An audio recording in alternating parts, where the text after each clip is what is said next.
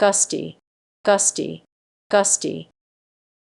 It refers to a sudden, strong, and brief wind. Here is a sample sentence. The strong winds on the beach created a gusty atmosphere, making it difficult to walk outside. Hackneyed, hackneyed, hackneyed.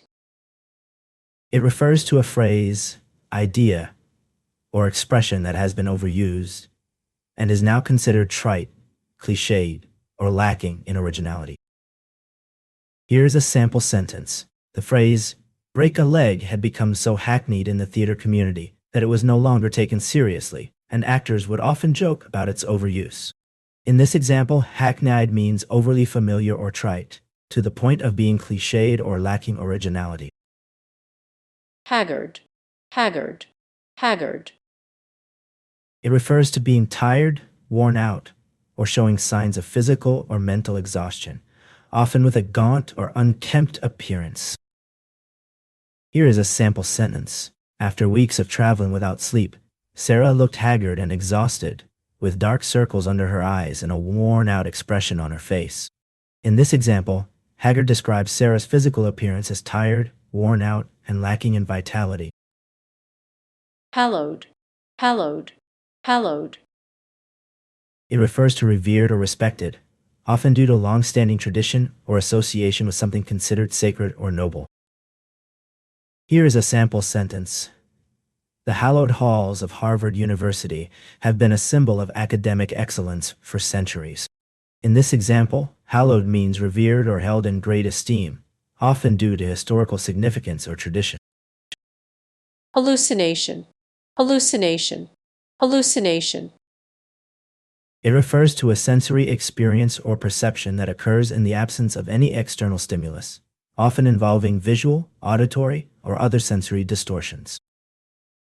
Here's a sample sentence. After hitting her head in the accident, Sarah began to experience vivid hallucinations, seeing and hearing things that weren't really there. This sentence illustrates how the word hallucination can be used to describe a sensory experience that isn't based in reality.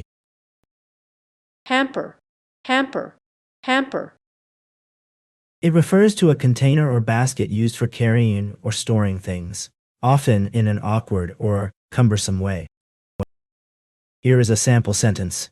The sudden rainstorm ruined our picnic plans, and we had to bring the food back home in a hamper to keep it dry. Haphazard, haphazard, haphazard. It refers to something that is done or arranged in a careless, unplanned, or irregular manner. Here is a sample sentence. The construction crew's haphazard placement of the scaffolding made it difficult to navigate around the building site. In this example, haphazard describes the way the scaffolding was placed as being careless and lacking in planning or organization. Hapless, hapless, hapless.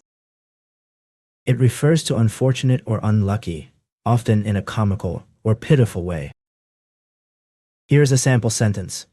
The hapless tourist got lost in the airport and missed his flight because he couldn't read the signs.